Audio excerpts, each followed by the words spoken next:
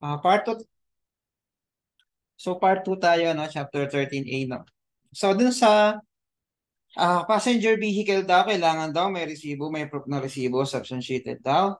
Okay, direct daw related sa business yan. Only one vehicle for land transport is allowed for an official and employee and the value which shall not exceed 2,400,000. So kailangan daw hindi lalagpas ng 2,400,000 guys, no? Yung value nung vehicle para magamit natin siya as depreciation, no? Yung deduction, no? Kasi ang thinking dito ni BR class, no? Ang system dito ni BR, baka mamaya yung syempre, kung president yan, bumili ng pamahaling sports car yan, hindi na primarily for business yun, malamang pang personal na masyado yan. So hindi siya pwedeng magamit as a deduction, guys, no? Hindi siya pwedeng magamit as a deduction. Okay? So next tayo, wala daw depreciation sa mga yate, helicopters, walang i-deduct unless the main line of business is the transport operation. Pero kapag yan ay hindi naman ang main line of business, yung sa mga yate, hindi yan pwedeng i-deduct. Kung pwedeng i-deduct yan, hindi ang mangyayari dyan, ang gagawin na lang ng owner dyan class. Kumari ako yung may-ari, bibili ako ng yate, papangalan ko sa business, pero ako gagamit, di ba? Daling gawin ng klase, kaya hindi siya pwedeng i-deduct sa deduction, no?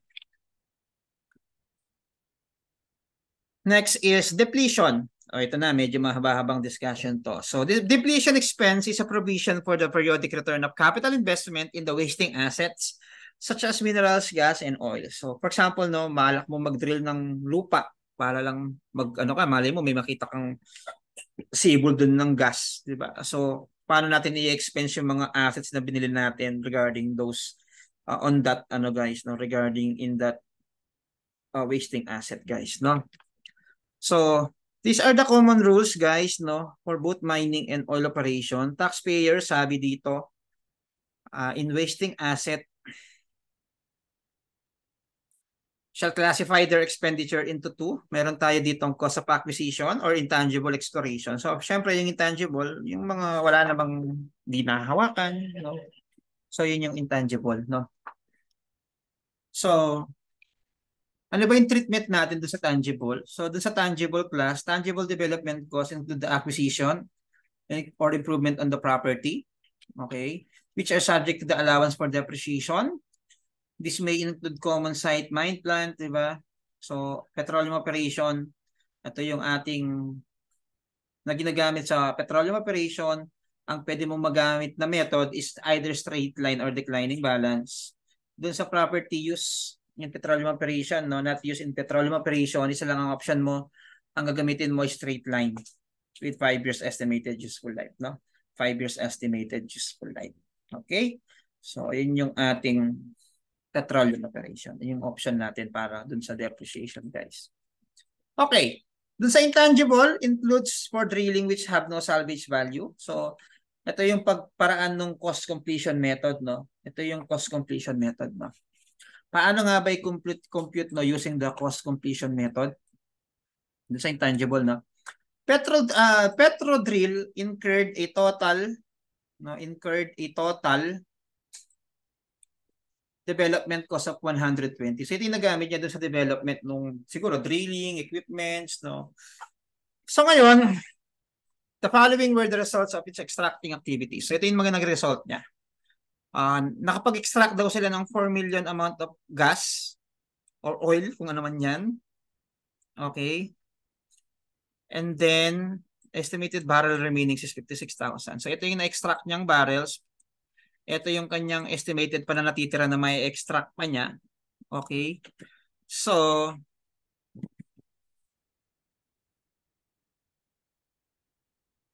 ngayon ang tanong, magkano ba ang ating madidepreciate for this cost na 120,000? So, yun yung question kasi dyan, guys. Magkano pa yung madidepreciate dun sa cost natin na 120,000? So, para makompute natin yan, sabi dito, tax basis of the wasting assets, ito yun, itong 120M, i-less mo dun sa unit extract, multiply mo, no? Dun sa unit extracted, which is 4M, no barrels, and total estimated. Yung total estimated class, kasama tong barrel extracted. So, 4 million plus 56 million. Okay? So, is equals to 60M. So prorata tayo, 120M times 4 million over 60 million. Okay?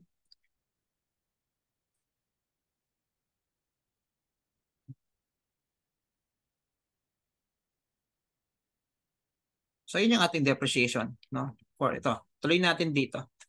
Okay.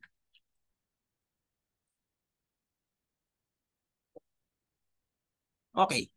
So ngayon, 120M, ito yung tax basis natin, no? Kaya 4M over 60M times 120M. Ito yung depletion expense natin for 2019. O, same pattern lang tayo, di ba? Nag-iba lang yung ating ano dito, yung ating cost tax basis dito. Ito na yon yung magiging tax basis natin kasi ito na yung balance natin. So 112, okay. 9 over 45M, di ba? Saan nakuha yung 9 tsaka 36 na yan? Dito sa 2020. Dito nakuha yan, guys. Yan. Dito nakuha yan. Okay. So dyan nakuha nyo, di ba? So 9M. Okay. Over 45M. Okay, so 9M over 45M. So, dyan yan, class. Okay. So, yun. Dyan siya nakuha, guys. Okay.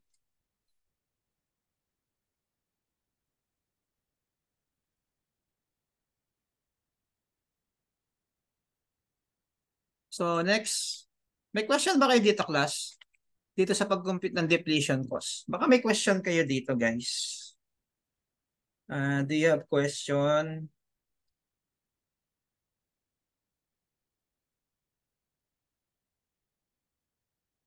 Question, guys. Baka may question kayo.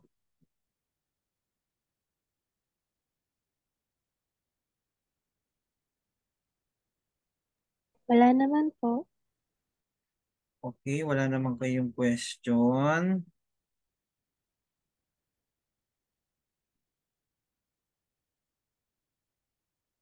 Okay. Next. Charitable and other contribution. So ano ba yung sinasabi niya dito na charitable and other contribution? So kapag nag-donate ka, class, ipong nag-donate ka, okay, ngayon, hindi naman kasi lahat ng ano class, no, hindi naman lahat ng donation kasi may mga donation na possible na hindi ma-deduct, no? May mga donation na possible na hindi ma-deduct as a deduction, 'di ba? Kasi guys, kung lahat na lang i-allowed ng ano, i-allowed na lang ng bansa ng government natin na i-deduct natin, no? Yung mga donation plus, no? Madali lang tayong ano, madali lang ano 'yan? Madali lang siyang i-manipulate, 'di ba? Mag-donate ka na mag-donate, deductible naman pala. Di anong mangyayari, 'di ba? So, 'yun. So, kailangan nating malaman kung yung bang donation natin or charitable contribution natin is deductible or hindi. No? So, what are the requisites, class, para ma-deduct natin yung donation? Okay. Sabi dito, requisite number 1, the donee institution must be a domestic institution. So, kailangan daw domestic institution. Number 2, no income of the donee institution must inure to the benefit of any private stockholder or individual. Dinidisallow natin yan, class. Bakit ganun sa dinidisallowed? Kasi ganito, no? Kumari ako magdodonate ako sa isang corporation. Ako din yung nagmamayari sa isang corporation. Syempre, pwede ako mag-benefit dun eh. Di ba? Kaya nga yung mga, tinan mo yung ABS-CBN, yung may mga bantay bata yan, tawid, sagip ka pamilya. So, hindi mo rin masasabi kasi, di ba? Kumari, yung sagip ka pamilya na yun, bumili ng kotse. O, di ba? Nagamit ng president. Pwede naman nilang gawin yun eh. Kumbaga, very manipulative class. Medyo madali siyang i-manipulate, no? Medyo madali siyang manipulate. Okay? Kaya talaga kina-consider natin siya na ano, na yun nga, na hindi pwedeng i-deduct, saka hindi pwedeng mag-benefit yung private individual, no? Okay? And then, that the contribution must be valued at the tax basis, okay, of the property donated. The taxpayer must be engaged in trade or business. So, kailangan daw engage sa trade or business. Okay? Next is, the donee must issue a certificate of donation. Gamit daw ang form, BIR form 2322, which, okay, includes a donor statement of value. So, kailangan daw naka-indicate kung magkano yung distribute, no? And then, if the amount, sabi dito, of donation, sabi dito, exceeds is at least 50,000. Okay. Sabi dito, kailangan daw mag-file sa BIR ng Notice of Donation. Okay, Notice of Donation. And then, within 30 days upon the receipt of donation, kailangan daw masubmit daw yun kay BIR. So, kailangan masubmit yun kay BIR. Okay? Kailangan masubmit yun kay BIR, guys, no? Okay. Next is, okay, so you have to very aware, no, sa mga sa mga requisites natin yan. Okay. Ito yung mga fully deductible, guys, no, na mga contribution or donation, no. Sabi dito, donations to the government. Okay, donations to the government. Okay. Or political subdivision, including fully owned government and controlled corporation. Okay. Determined by NEDA. So, kailangan daw, dinetermine yan ng NEDA, no? Okay. Determined by NEDA. Okay. And then, next is, ano ba yung mga in education, health, youth and sports development, human settlement, culture and sports, economic development. So, yun yung mga, basta kinonsider ito ni NEDA, to government and political subdivision. So, siya ay fully deductible. Okay. Ito naman, donations to foreign institutions, so that fully deductible din sila, and international organization, pursuance with the compliance with agreements, treaties, okay. Okay, especially or special laws, letter A, education, kasama din yan. Donation to accredited domestic non-government organization, DSWD, DST, okay. And then PSC, kasama yan, no? Okay, so pwedeng yan, no? May fully deductible. Ibig sabihin yung donation mo dito is fully deductible.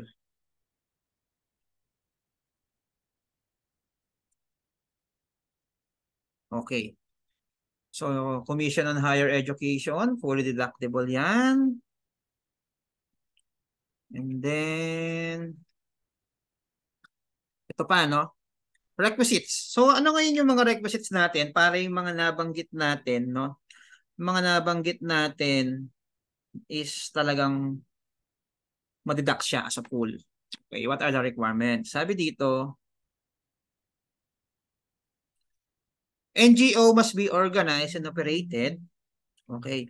Must be organized and operated. Sabi niya dyan, class, no?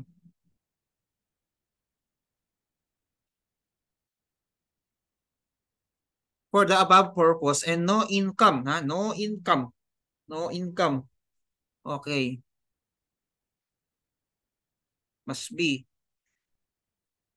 inured to the benefit of any private individual. Number 2, the non-profit organization, sabi dito, makes utilization, okay, of the contribution not later than the 15th day of the third month after the close of taxable period. So kung ang taxable period natin, ang close niya is December 31. Okay, for example, December 31. So magbilang ka ng 3 months, 2023. So kailangan daw after ng third month of the taxable period, that is March 15, 2024, magamit ng NGO yung pera. Kapag hindi nagamit ng NGO yung pera, guys, ang mangyayari dyan, okay, hindi siya madidetect. Di ba? Ang hirap naman nun. Paano mo malalaman kung ginamit niya ng buo yung pera o hindi? Di ba? Parang ang hirap, no? Pero ganun talaga, guys, no? Pero kailangan nga, guys, no, na talagang ma-meet niya yung mga requirements na yan para maging, ano yan, maging deductible. Kasi, guys, no, ito lang, no, kung ganun kadali ang mag-claim ng deduction, hindi parang madadaya yan eh. Hindi naman sa negative tayo sa mga taxpayer. Madadaya at madadaya yan, plus, no? Madadaya at madadaya yan. Na, okay. Next, number 4, members of the board of trustee must not receive remuneration. Kumbaga, di ba, non-profit organization yan. So, dapat daw yung, ano, yung board, I mean, hindi sila tumatanggap ng sweldo. Okay, kaya tatanggap sweldo, guys. Hindi sila tumatanggap ng sweldo. Okay, next is number 5, in the event of liquidation, the asset of the NGO will be distributed to another non-profit domestic organization with a similar purpose. Kumare, magsasara yung corporation, yung pinagdonatan niya. So, kailangan same purpose sila nung same purpose sila nung paglilipatan niya ng pera. Okay? And number 6, the amount of contribution other than money must be valued at the acquisition cost. So, hindi pwedeng i-value mo siya dun sa fair market value. Kung magkano mo siyang dinonate, magkano mo siyang binili, yung acquisition cost niya, yun yung magiging value class, no? Ayun yung magiging value. Okay? So, okay. Next is donation to the Philippine government or political subdivision exclusively for the public purpose is not accordance with priority. Kailangan daw in priority. Yung donation mo sa public purpose na hindi siya priority, no? Not in accordance with the priority activities, so hindi siya fully deductible. Meron siyang limit. Donations na non-accredited, okay? Non-government organization to domestic corporation exclusively for the following purpose, religious, charitable, scientific, youth, cultural, educational. So, hindi sila, subject sila sa limitation, no? Ang sinasabi niya lang dito, class, subject sila sa limitation. Subject lang sila sa limit. Pero, deductible pa rin sila, pero yun nga, subject sila sa limitation, no? Tandaan niyo yan, subject sila sa limitation. Okay? Next is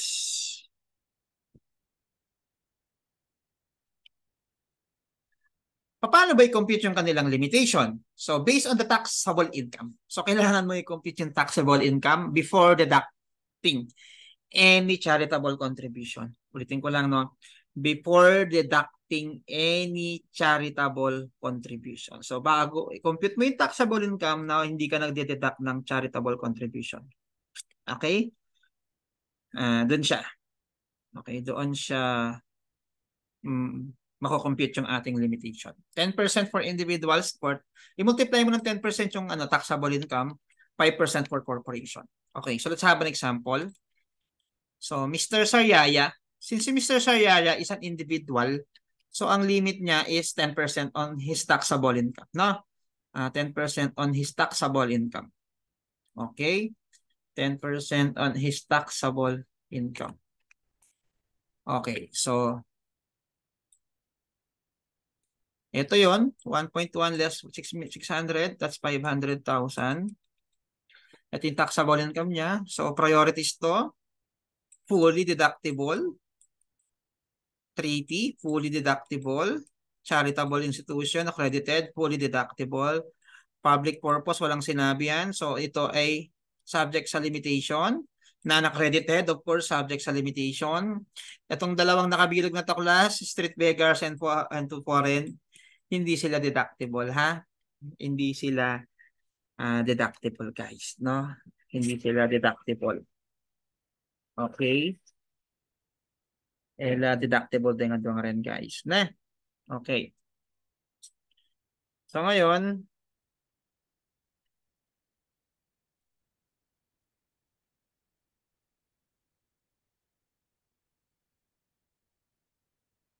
Okay.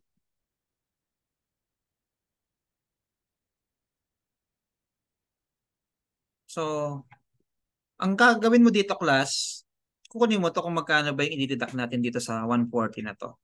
Although donation sila, pero ang tinatanong kasi natin dyan, magkano ba yung deductible sa ating gross income, no? Para magkaroon tayo sa taxable income. Okay, so itong dalawa, itong tatlo na mention ko na kanina, fully deductible yan kasi nga yan ay kasama sa mga fully deductible. Itong dalawa dito, hindi yan deductible, no? Eh kung deductible yung donation sa ano class, yung sa street beggar, hindi lahat na lang ng company nag-donate sa street beggar, 'di ba? Sasabihin nila, "Oh, nag-donate ako diyan." 'Di ba? Paano mo mabe-verify kung nag-donate talaga siya doon? O, 'di ba? Paano mo siya mabe-verify kung nag-donate talaga siya doon? Ang hirap i-verify noon, guys. No? Okay?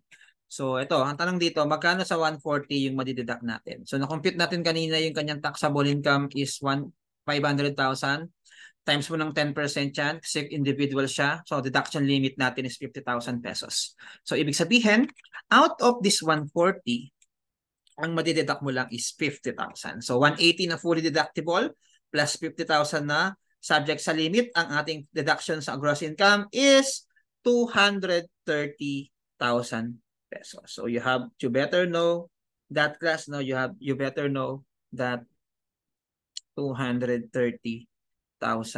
pesos. Okay, okay, docs. Okay. Any question, class, dito sa ating limit subject sa limitation? Any question, class, dito sa ating ano, subject sa limitation, yung ating contribution? Baka may question kayo. Ang daming absent ah. Last meeting ah. Nicole Calibuso, and baka may question ka. Nicole Calibuso, baka may question ka. Wala po, sir. Okay, walang question. Okay. Laktawan natin to. I'll give you an assignment para parang reviewer nyo na to. No? Sa libro nyo, sagutin nyo sa libro nyo. No? Mamaya natin pag-usapan to. No? I'm gonna send a recording dito sa defined contribution plan. No? Pag-uusapan natin itong ano, contribution to pension. No? I'll gonna create a video. Medyo mahaba-habang discussion to eh. Okay, doon naman tayo sa research and development. So may mga company class, no, talagang meron silang research and development team. Anong ginagawa nila? Okay. So, sabi dito, development activities are geared toward determining, of course, ano ba yung treatment natin dito? Research and development costs related to capital accounts used in business are capitalized as part of their cost. Kapag capitalized yung binili niya, di ba? Part ng, part ng cost yan. Sabihin, hindi siya outright expense. Capitalizable siya. Pwede siyang masubject subject siya through depreciation. Okay? Kapag naman daw research and development cost not related to capital accounts, pwede mo siya daw i-treat is either outright expense or deferred to be amortized, na over a period of not less than 60 months. Okay?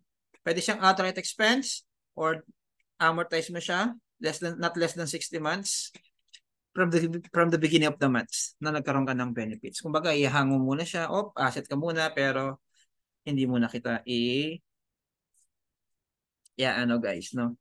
I-capitalize. Okay? Hindi mo na kita i-capitalize. Hindi mo na kita i-outright expense. Okay.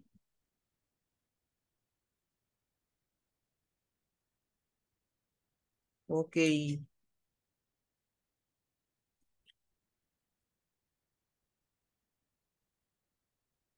Next is EAR. What is EAR? Okay. Entertainment, amusement, and recreation. So, may mga expenses na ganyan, guys. Okay. So, ngayon, what is EAR? Okay, what is EAR ngayon?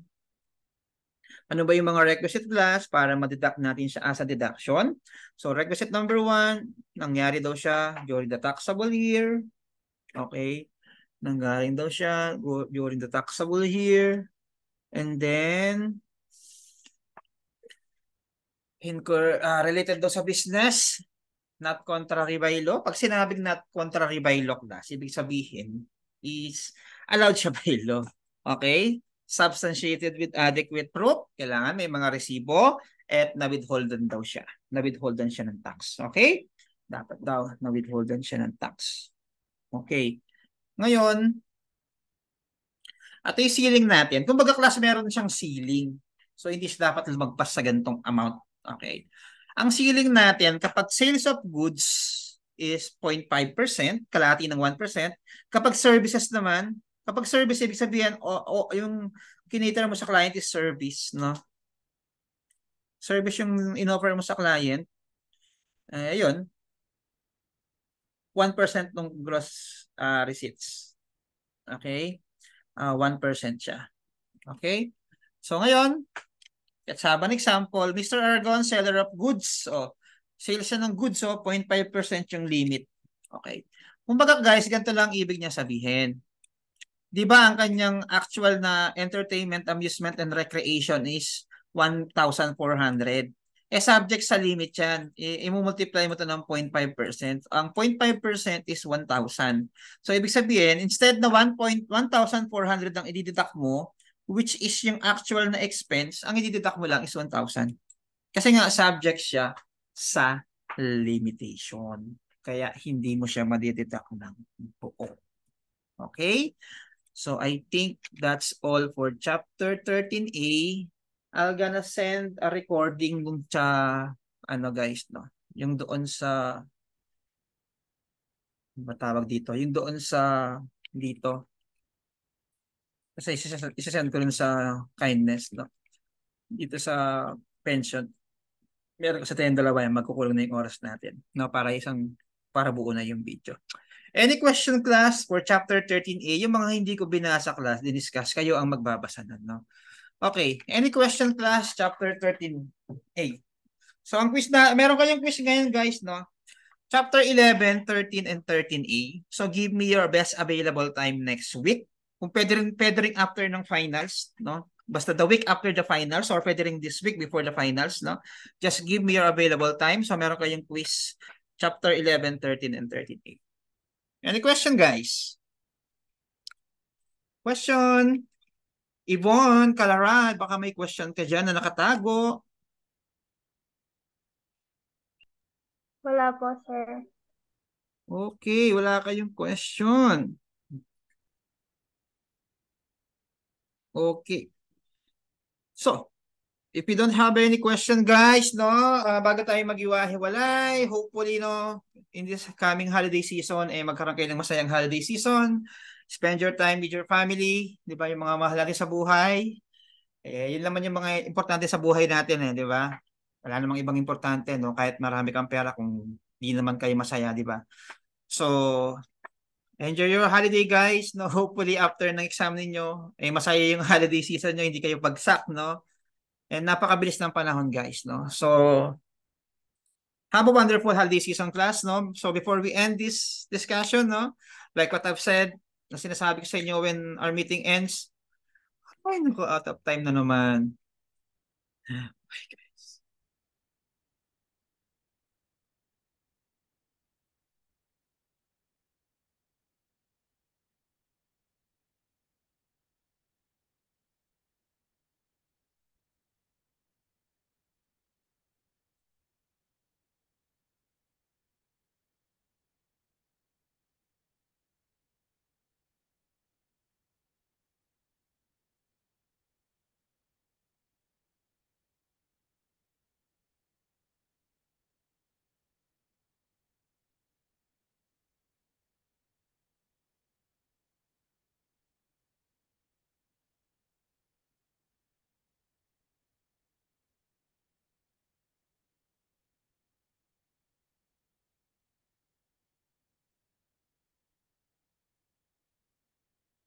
Okay, class, so before tayo mag-iwahala,